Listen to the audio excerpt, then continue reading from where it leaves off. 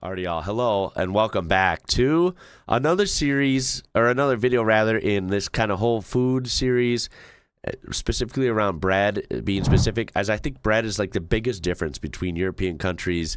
You know, we think of France and Germany and Italy and all these places versus the U.S., right? It's one of our extreme weak points. Bakeries. I'm working on a series where I'm going to try and find bakeries around me. And you guys probably have them all over the place if you're in most of these European countries on, every corner.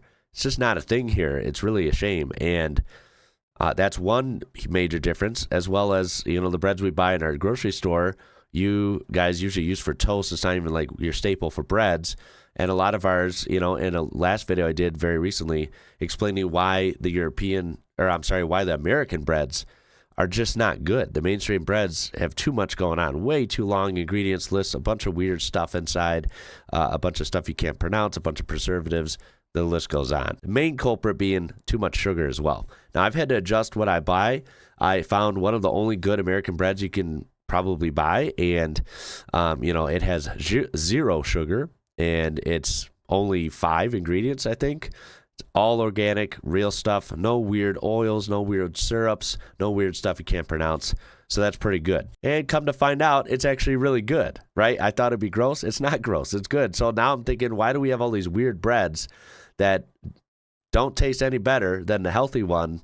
Yeah, it's really weird. Not to mention, where's the bakeries at, right?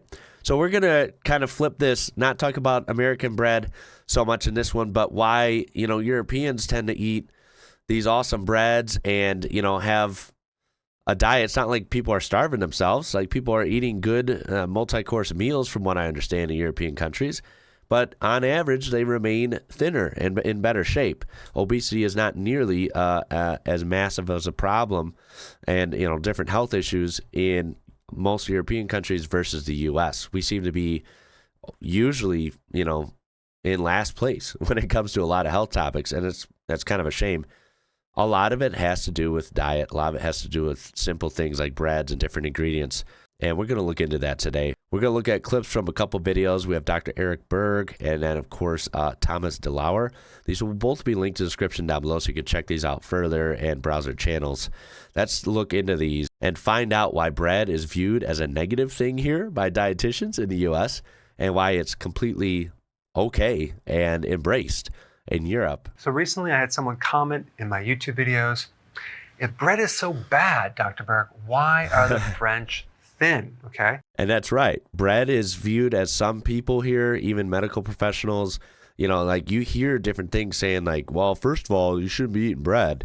Like, you hear that in U.S. like diet talk, which I've always thought was weird because bread seems to be very standard around the world and like essential to a lot of different things you consume.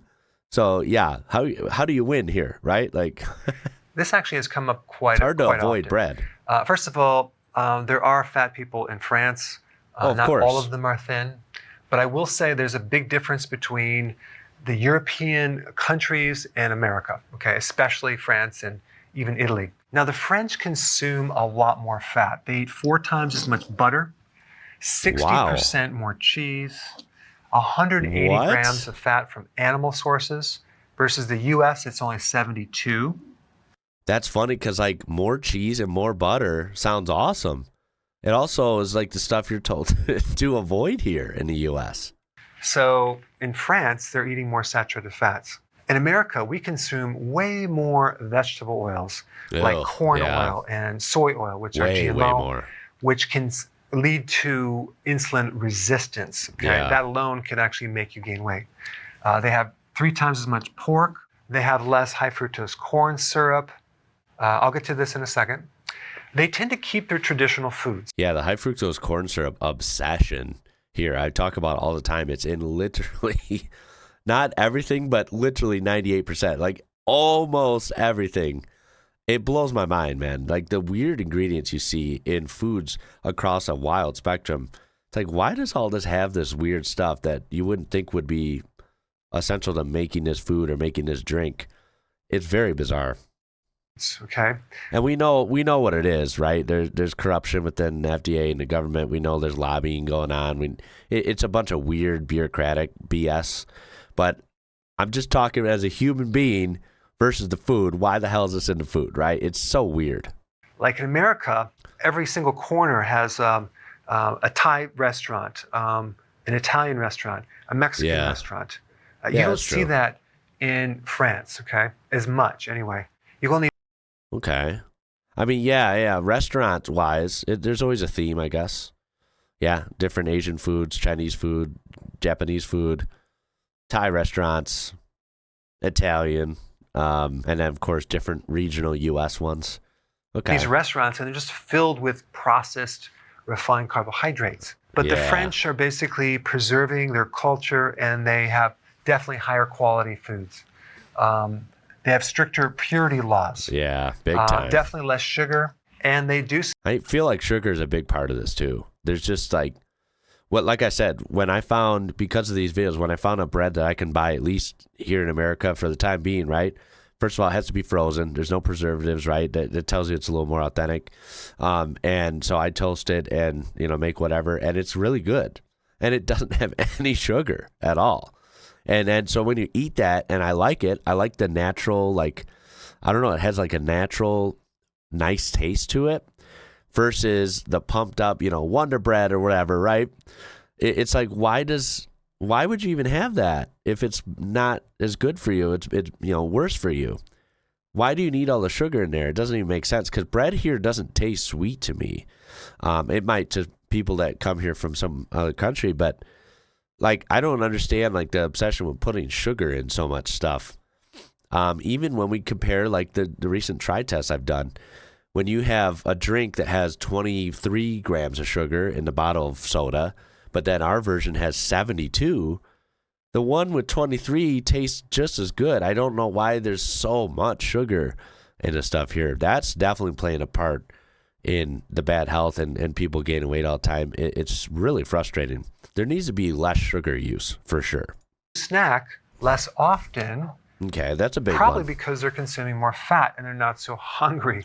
Fat is very satisfying. But that's probably part of it too. When you eat the meals, you eat a good lunch in France or wherever, you're probably you're full or satisfied for the next 4 or 5 hours, 6 hours, whatever it might be. They don't allow fortification, okay?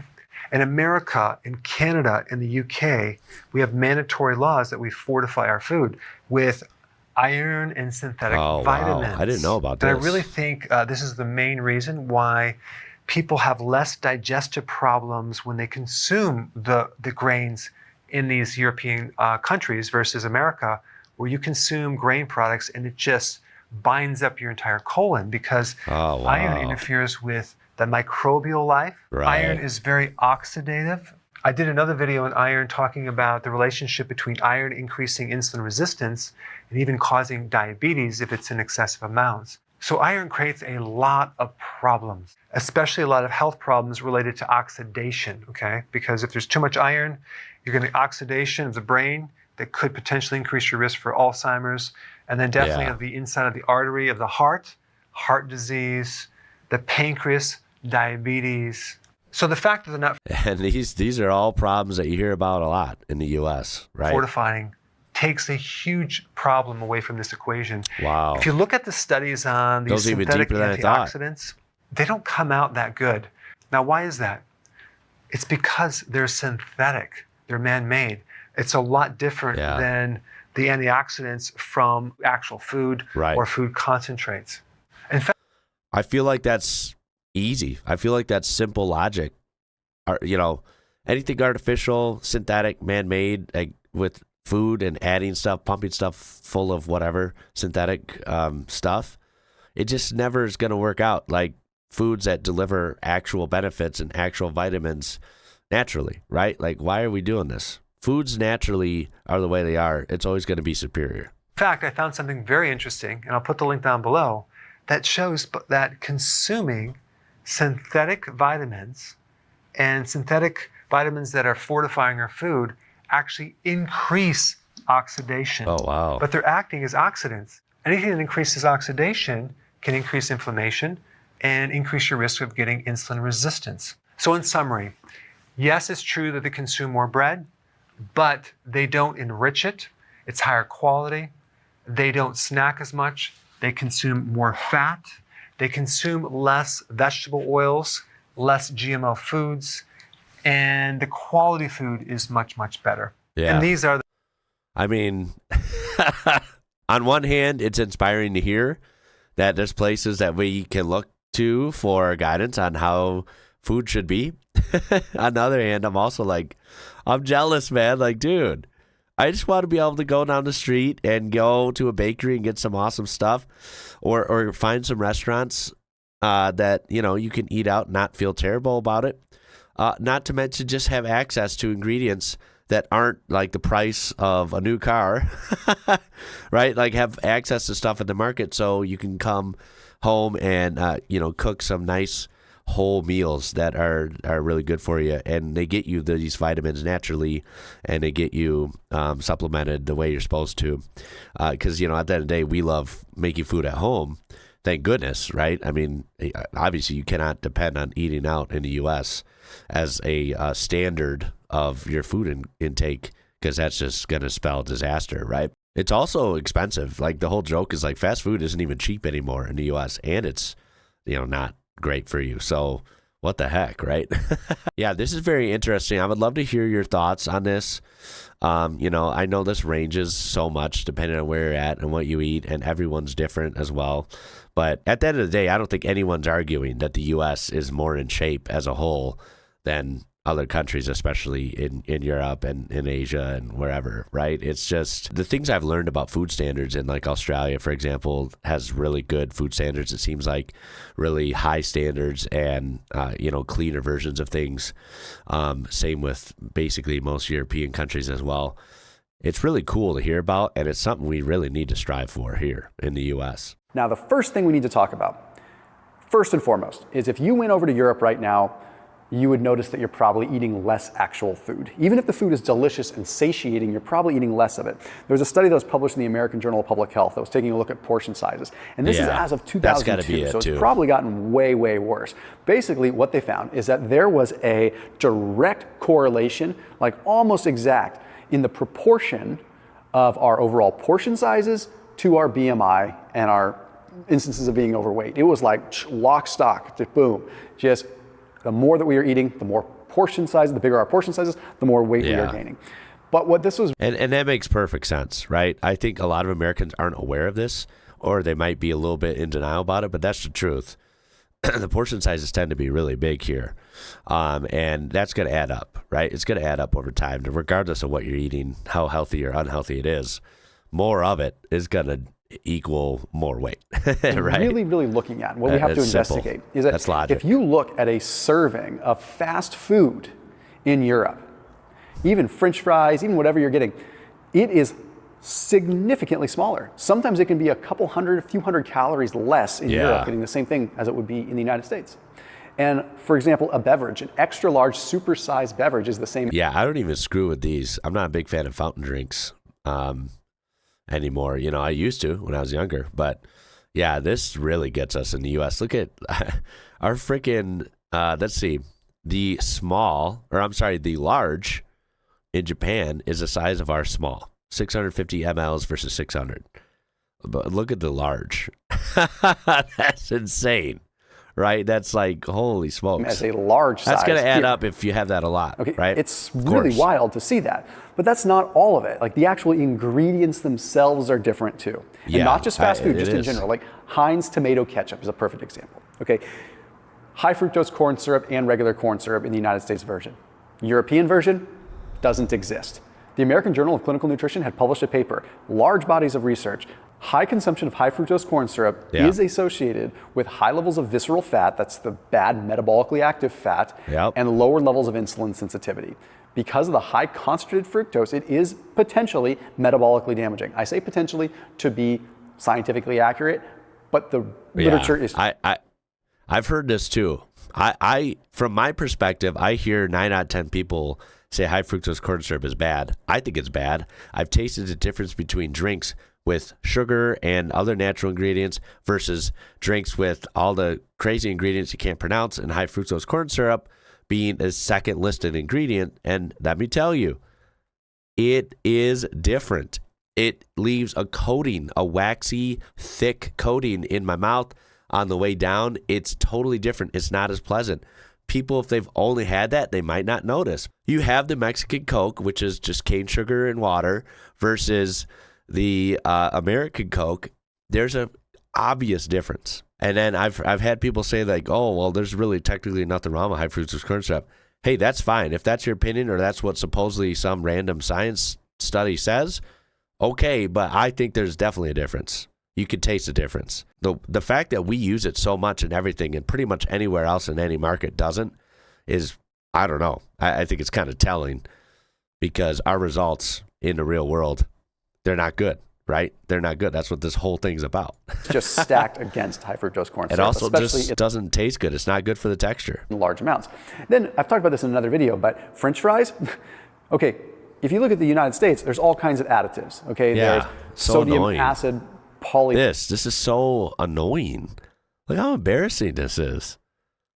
Look at all this long words and long ingredient list. Phosphate, there's natural beef flavor. And like it's fries, right? It's not perfect. Even the UK version, which is much cleaner than ours, it's still not perfect. But dude, like it's just so weird. I don't even think it's natural. Difference. Beef flavoring, there's anti-foaming agents, all kinds of stuff added to the literal French fries at McDonald's. Whereas in Europe, you're talking 4 ingredients. You're talking potatoes, you're talking salt, you're talking dextrose, you're talking oil, and the oil they're using isn't hydrogenated. Point is, the food is different, but probably even more importantly is you're eating less of it. Yeah. You have to also be real. When you go on vacation and you go to Europe, your culture and your attitude towards food changes. What's interesting is we think that when we're home and everything's stable, that we eat better. A lot of times when we're home and when we're stable is when we get into unhealthy patterns. Yeah. So when you break those patterns and you travel to Europe or you do something like that, all of a sudden you're wanting to spend extra money on local cuisine. You're wanting to eat different foods. You're spending the extra cash there to focus on the right foods. And yeah, because even though we're comparing Heinz ketchup and McDonald's and all that crap, I could tell you when I'm landing in some European country, when I'm landing in Australia, when I'm landing wherever that has better food standards and a lot of awesome food to choose from, I could tell you I'm not going to McDonald's. I'm going to eat some awesome local food, right? So that makes perfect sense as well. It's funny because in another video that I put out, I talked about how like the relationship between food is so different. In the US, 60% of people are focusing on the value of food, whereas this particular study was looking at Spain. In Spain, 60% of the people were looking at nourishment and nutrient quality over value. It's just a difference in perspective. So you go there and it's like all of a sudden you're like, you know what? I want to eat this good food. I want to eat wholesome food. So almost unconsciously, you're eating better. Just moderate for breakfast, but then have a big lunch. So much so that you're not that hungry for dinner and you just have something small. Okay. A lot of times that's how my day ends up anyway on a busy day. It's like I'll be busy in the morning, I might eat something little, but then I'll eat something big for lunch, and then I'm not that hungry for dinner, so I just have something light. And I sleep like a rock, and it seems to work well. Now we need to talk physical activity. When you are in Europe, first of all, things are walkable. Yeah. Lots of people in that and we know that plays into it as well, Instagram for post sure. that I put out talked about how much they were walking. They were clocking 15,000, 20,000, 30,000 steps. So no denying you're getting a higher degree of non-exercise activity thermogenesis. No doubt about it. But it's also just part of the culture. It's different there. There's a study that was published in the International Journal of Pediatrics. It looked at 5-year-olds. And the reason that I mention this is because when you look at pediatrics, you see true lifestyle, like what the life is like. What they found is that compared to the United States, European children were significantly more active, physically active, not just in sports, but just in general. And they were significantly less sedentary than the United States kids. So we know just from the top down or from the bottom up, European standards are just a little bit better for kids. Yeah. Now here's what else is interesting. This isn't just with kids, this is everyone. 35% less time on screens, which seem to equate to more time outside, up to an hour more per day outside versus being on a screen. It's going to add up. And then if you look at a study published in BMC Public Health, this is what's interesting because this applies here too, and hopefully people can take this to the bank. Kids who spent 1 hour per day on each weekday outside ended up having an 81% less likelihood to become obese. Wow, Okay, that's big. 81% less likely, that's huge. 2 times less likely to have a high waist to hip ratio, abdominal fat. Wow. All right. Well, yeah, that pretty much sums it up. There's a lot, especially a lot of that video we didn't even cover. So Both those will be linked down below so you can check them out. In closing, my experience with this stuff.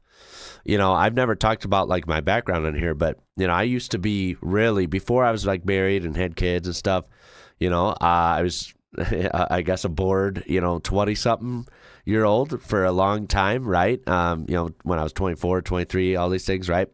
I was in really, really good shape. I was just obsessed with lifting weights, trying to look big, but like look trim, and I was. So the reason I say that is you can be fit eating American foods, because back then I had no concept of these European stores. I had no concept of food is different in different countries. I didn't have any of that. I was ignorant. I was in an American bubble back then, right? So let me preface this with saying you can be healthy even eating subpar American diets. You just got to be strict about it, right? So even though I was eating, I guess, American foods and eating out here and there, I was very conscious of what I was eating, how much of it, and I wasn't eating any sodas at all, or consuming sodas rather.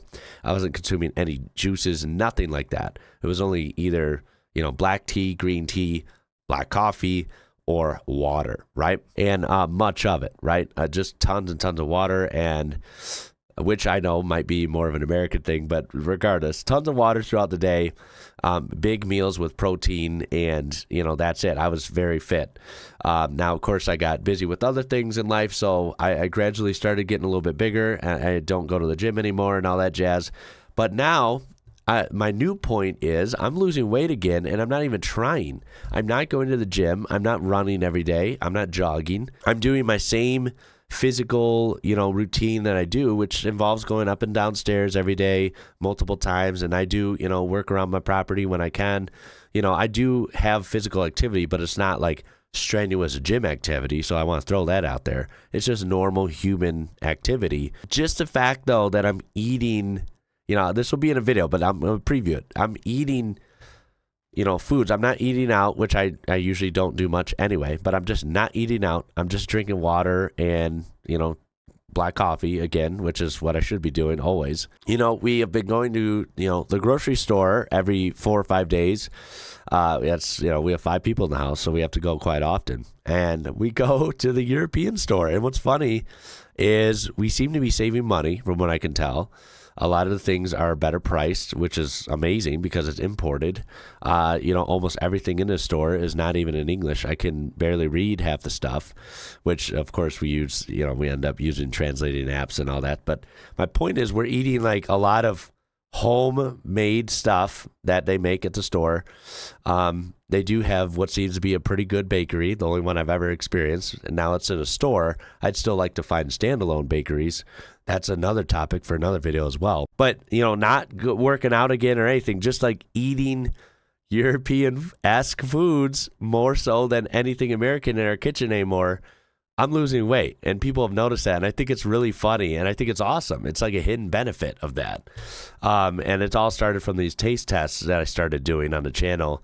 That's how I found the European store and how we started shopping there, basically for everything. And it's really added up because we have these kind of more full, whole food products that are also cleaner, right? A lot less ingredients, a lot more real, a lot less weird additives and stuff. And it's working out. I think that's really cool. Obesity rate, Germany, 23, US, 38. I mean, you can insert any country here. Let's see, France, 17%. 38 for the U.S. It says 34 here. Let's just go in the middle, 36. I mean, that's over double, basically, of what France is. Poland, right? Insert random countries, 23%, right? 43% of Americans. Like, our number keeps getting higher. So, yeah, I mean, there you go. You look at any European country, it's probably going to be lower. And I think that's a little alarming for the U.S. So, yeah, all I can hope for is things go in a better direction for food standards here in the U.S. I'm just not sure. Time will tell, I guess. At the end of the day, people just got to be more careful about what they eat if they want to stay thinner here. And I feel like unfortunately, I feel like it costs more, right? Like the healthier foods here are really expensive. It's really weird. It's a lot more work on the brain, right? Like you have to really research and read labels vigorously to see what you're taking in. Seeing videos of bakeries in France and Germany and stuff in the past, I'm very jealous. The fact that you can go down and see this whole beautiful bakery of fresh stuff that they've been whipping up since 3 or 4 in the morning, and you can go in there at 7 or 8 in the morning before work or whatever, and have your pick at awesome whole grain breads that turns out are just much healthier, and they seem to be, from what I've seen on these videos as well, much more affordable, because the only one bakery I can think of unfortunately only sells like sweet stuff. It's not really like breads and stuff. And let me tell you, it is good stuff, but boy, oh boy, is it expensive compared to what I've seen in videos about European countries. Anyway, I hope you enjoyed that. I hope this didn't go too long. I think it went longer than what I thought, but I really wanted to get talking on this, and I think I did that. So, yeah, I appreciate you watching. I cannot wait to see what goes down in the comments. This should be a good one. Actually, before I go, as a matter of fact, I wanted to look at the comments on this video. It's actually pretty funny. We are living in a world today where lemonade is made from artificial flavors and furniture polish is made from real lemons. Alfred Newman. Oh, why is that so true in America, right? That is so funny. It's like weird. It's like upside down world. You've got a very important point about the kind of bread we have in France. It's done with quality medieval flour, as organic spelt, and made from the simplest ingredients: just flour, water, and salt. Long fermentation dough promotes good gut health and bacteria. The dough is allowed to ferment for 24 hours, allowing the natural yeast to grow. No chemical yeast. This improves digestibility, especially for people with gluten intolerance problems. So that's what I'm saying. It's really cool to hear about this stuff. Friend from Switzerland said the bread in the States makes him still feel hungry after he eats it, unlike the bread in Switzerland. That's what I was alluding to earlier with the bagel thing. You eat it, and then you feel weird because it's like, whoa, why do I look so bloated in the mirror? But then like an hour later, you're hungry and you're tired. It's really weird. This is a good one. European countries have also kicked out Monsanto. It's a big problem here. Their wheat is non-GMO, and they don't use American methods of harvesting, which includes spraying the wheat with Roundup to force it to ripen quicker in order to harvest it on a timetable. That's what I'm saying. Everything about farming here these days, at least corporate farming, is just bad news. Their wheat flour is much healthier. When I was in Germany once, I noticed that eating bread there did not cause bloating and weight gain as it does for me here in the U.S. We're going to end it on that one. That is exactly what I'm saying. Once again, thank you guys. I'll see you in the next one. My name is Ian. You're watching IWrocker. Until next time, y'all. I'll catch you later.